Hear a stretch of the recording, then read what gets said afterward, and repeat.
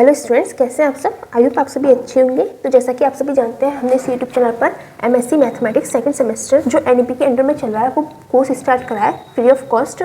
इसमें हम सबसे पहले book number 1 advanced complex analysis करने वाले हैं। तो सबसे पहले हम देख लेते हैं, इसका एक यूनिट फर्स्ट में बहुत इंपॉर्टेंट टॉपिक आता है Cauchy's integral formula.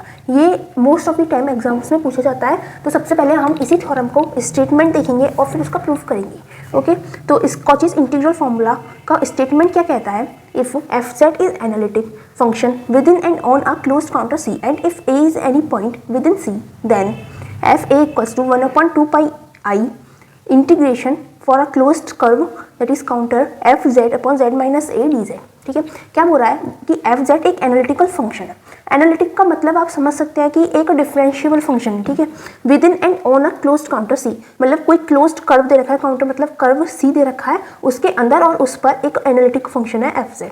And if a is any point within C, मतलब जो कर्व है उसके अंदर कोई भी एक पॉइंट a मान लिया है, तो हम क्या कह सकते हैं कि fa जो उस पॉइंट पर जो फंक्शन होगा वो किसके इक्वल होगा, 1/2 pi I integration for closed curve f(z) upon z minus a dz। Okay students, तो हम अब इसका प्रूफ देखते हैं क्या है। इसके प्रूफ में आपको पता है कि हमें एक क्लोज्ड काउंटर सीधे रखा है, मतलब एक क्लोज्ड कर्व। हम कुछ भी एज्यूम कर लेते हैं क्लोज्ड कर्व। वो कर्व कैसा भी हो सकता है, टेढ़ा मेढ़ा, गोल, मतलब सर्कल की शेप में, कैसा भी हो सकता है वो कर्व। हम एक ऐसी इरेगुलर सा कर्व क्लोज कर्व मान लेते हैं जिसका हम नाम ले देते हैं सी। ठीक है, ठीक है। अब हमें क्या दे रखा है, f(z) कोई एनालिटिकल फंक्शन है within and on a closed contour C, मतलब ये जो क्लोज्ड कर्व है इसके अंदर कोई भी एक f(z) एनालिटिकल फंक्शन है और a कोई भी पॉइंट है सी के अंदर कोई भी हम पॉइंट मान लेते हैं a। ठीक है, और ये पॉइंट हो गया हमारा a। अब हमें फाइंड करना है f(a) equals to 1/2 pi integration f(z) upon z minus a dz। ठीक है, अब हम इसको प्रूव करने के लिए हम क्या करेंगे, हम ये इंटीग्रेशन वाली साइड लेके चलेंगे दिस वन, और हम क्या प्रूव कर देंगे कि ये जो दिस साइड है ये किसके इक्वल है, 2 पाई आई, मतलब ये इधर मल्टीप्लाई में 2 पाई आई इंटू f(a), इसके हम इक्वल प्रूव कर देंगे। तो हमारी जो स्टेटमेंट है इक्वल प्रूव हो जाएगा। इसके लिए हम क्या करते हैं, हमारी जो पॉइंट a है यहाँ से हम एक सर्कल ड्रॉ करते हैं, ठीक है, और इस सर्कल को हम नाम दे देते हैं C1। ठीक है, और इस सर्कल पर हम कोई पॉइंट Z कंसीडर कर लेते हैं Z। ठीक है, और A से Z का जो डिस्टेंस है वो हमारा R है और A हमारा सेंटर है। ठीक है, अब आपको पता होगा इक्वेशन ऑफ सर्कल क्या होती है।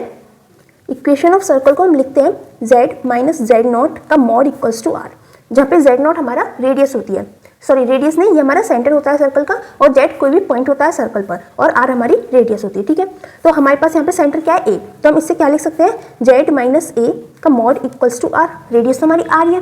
ठीक है, अब आपको पता है कि मॉड इक्वल्स टू रेडियस आ रहा है। जब भी मॉड हमारे पास कोई सिंपल नंबर होता है तो इसका मतलब ये हमारा एक कॉम्प्लेक्स नंबर है। तो हम यहाँ से अगर मॉड हटाते हैं तो हम क्या लिख सकते हैं, z minus a equals to r e to the power i theta. मतलब जैसे कि हमने मॉड लिया था तो सिंपल नंबर आ गया, लेकिन मॉड हम कॉम्प्लेक्स का लेते हैं तभी तो हमारे पास सिंपल नंबर आता है। मतलब किसी कॉम्प्लेक्स नंबर का जब हम मॉड लेंगे तभी तो हमें सिंपल मिलेगा। तो हमने उसका मॉड हटाकर यहाँ पे कॉम्प्लेक्स नंबर ले लिया है e to the power i theta. ठीक है, आई होप यहाँ तक आपको कोई प्रॉब्लम नहीं रहा होगा। उसके बाद हम क्या करते हैं, z की वैल्यू निकाल लेते हैं, z equals to a plus r e to the power i theta. हम a को माइनस से इधर प्लस में ले गए, यहाँ पे आपको कोई डाउट नहीं होगा, आई होप सो।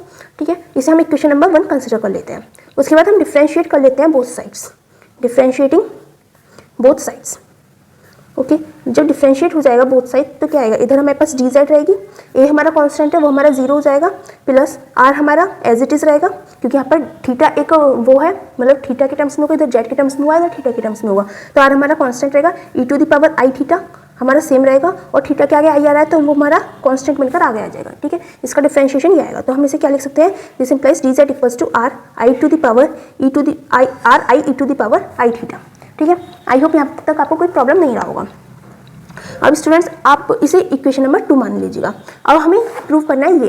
ठीक है, यहाँ पे हमें क्लोज काउंटर सीधे रखा है, मतलब क्लोज काउंटर तो हमारा ये है, बट हमने जो इक्वेशन निकाली है वो हमने ये सर्कल के लिए निकाली है। तो हमारा एक एक्सटेंशन है Cauchy's integral formula by Cauchy's extension of integral formula, by Cauchy's extension of integral formula.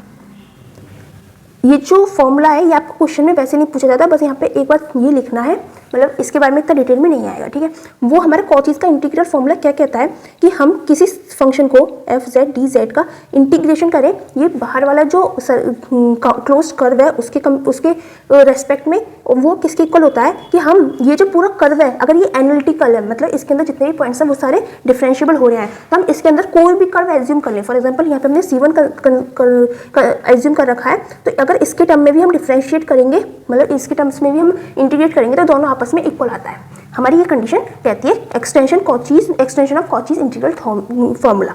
इससे हमें ये फार्मूला मिलता है, तो जिससे हम क्या कह सकते हैं कि हम C1 का इंटीग्रेशन करके चलेंगे लेकिन वो हमारे C के इक्वल आ जाएगा। दैट इज हम ये चीज़ प्रूव कर देंगे। ठीक है, यहाँ पे जो कॉचीज का एक्सटेंशन है इंटीग्रल फार्मूला का, इसका बस सिर्फ इतना यूज़ है, इंपॉर्टेंट यूज़ है। ठीक है, उसके बाद हम लेकर चलते हैं क्या, हम लेके चलेंगे कि हमें क्या प्रूव करना है। हमने बताया था आपको कि FZ अपॉन Z माइनस ए DZ लेके चलेंगे और हम प्रूव कर देंगे FA इंटू 2πi। ठीक है, जिससे हमारा वो प्रूव हो जाएगा। तो हम सेम लेकर चलते हैं FZ अपॉन Z माइनस ए इंटू DZ का इंटीग्रेशन लेके चलते हैं। अब यहाँ पे C और C1 सेम चीज़ है, तो हम कुछ भी लिख सकते हैं, हम C1 ही ले लेते हैं। ओके, इसमें तो आपको कोई डाउट नहीं होगा। ठीक है, तो यहाँ पे एक काम करिए, यहाँ पे C लिखे रहने दीजिए, यहाँ पे हम C1 कर देंगे। ठीक है, सेम चीज़ ही रहे, दोनों साइड Z माइनस ए से हमने मल्टीप्लाई कर दिए। That's it. ओके, अब इसके बाद हम क्या करेंगे, हम यहाँ पर कोई भी एक ले लेंगे। फॉर एग्जांपल हम ये ले लेते हैं और उसमें हम सारी वैल्यूज पुट करेंगे। कैसे करेंगे अभी हम आपको बता देते हैं। हम लेके चल रहे थे क्या, यहाँ पर C1 लेके चलेंगे FZ into DZ upon Z minus a. Okay, equals to, अब हमारे पास Z हमारे पास क्या था, हमने पीछे आपको बताया है, पीछे हमने इक्वेशन नंबर 1 मानी है ये रही। ठीक है, ये इक्वेशन नंबर 1 है, ये इक्वेशन नंबर 2 है, दोनों की वैल्यूज हम पुट कर देंगे इसमें। देखो FZ की वैल्यू हमारे पास क्या है, a plus e to the power i theta और r थोड़ा स्टार्टिंग में था तो देख लीजिएगा, कोई दिक्कत नहीं है वैसे। उसके बाद z की इधर भी सेम वैल्यू आएगी, a plus e to the power i theta into r minus a into DZ की वैल्यू, फिलहाल DZ ही लिखा रहने देते हैं। यहाँ से इंटीग्रेशन दैट इज किसके टर्म में करें, हम C लिख देते हैं। ठीक है, क्योंकि हमें क्वेश्चन में C के टर्म्स में प्रूव करना है। उसके बाद हम क्या करते हैं, इक्वल्स टू लेके चलते हैं। ये हमारा सेम रहेगा F A plus R e to the power I theta upon A से हमारा A कैंसिल आउट हो जाएगा, R e to the power I theta आ जाएगा। और DZ की वैल्यू क्या आई थी हमारे पास, DZ की वैल्यू भी पुट कर देते हैं, क्या थी R I e to the power I theta. ठीक है, e to the power I theta से e to the power I theta cancel out हो गया, R से R कैंसिल आउट हो गया। यहाँ पे हमारा इंटीग्रेशन चल रहा है। ठीक है, ये हमारा C1 लेके चलते हैं, C1। ठीक है, अब ये I हमारा कॉन्स्टेंट है, उसे हम बाहर ले लेते हैं इंटीग्रेशन के बाहर। ठीक है, I हमारा बाहर आ गया, ये C1 F A plus R e to the power I theta. ठीक है, ये हमारा हो गया। ठीक है, उसके बाद हम यहाँ पर क्या करेंगे, ये किसके टर्म्स में चल रहा है हमारा, डी थीटा के। DZ की वैल्यू जब हमने पुट करी थी हमारा डी थीटा आ गया था।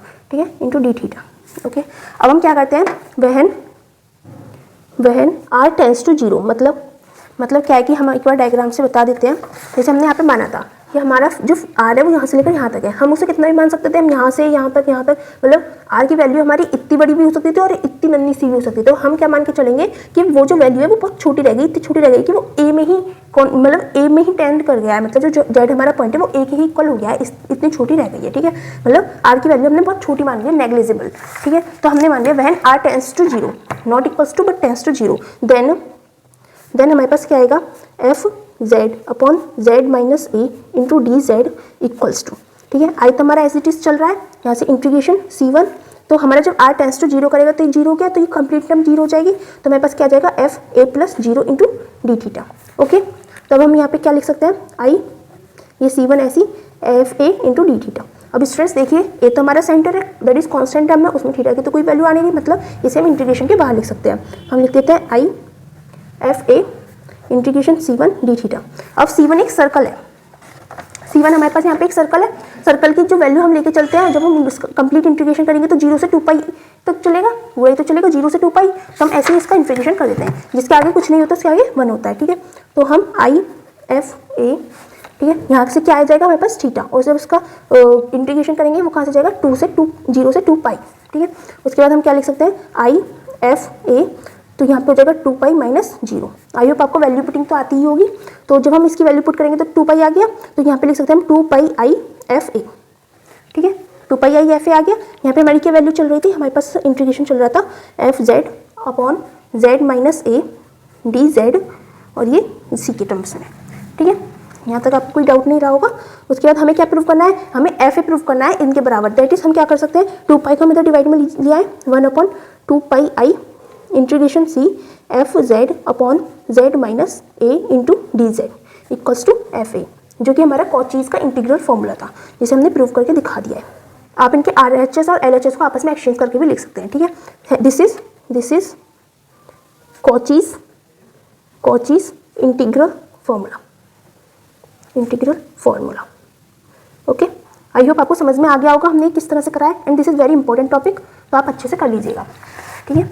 ज़्यादा बड़ा नहीं है, थोड़ा सा ये आपको देखने में लग रहा होगा मैंने बहुत खुला करा है, इसलिए आपको लग रहा है ऐसा कि बहुत बड़ा हो सकता है, बट इतना नहीं है। अगर आपको इसमें कोई भी डाउट हो तो आप हमसे कमेंट सेक्शन में पूछ सकते हैं, और अगर आपको हमारी वीडियो अच्छी लग रही हो तो वीडियो को लाइक कीजिए, चैनल को सब्सक्राइब कीजिए, फ्रेंड्स के साथ शेयर कीजिए। Thanks for watching.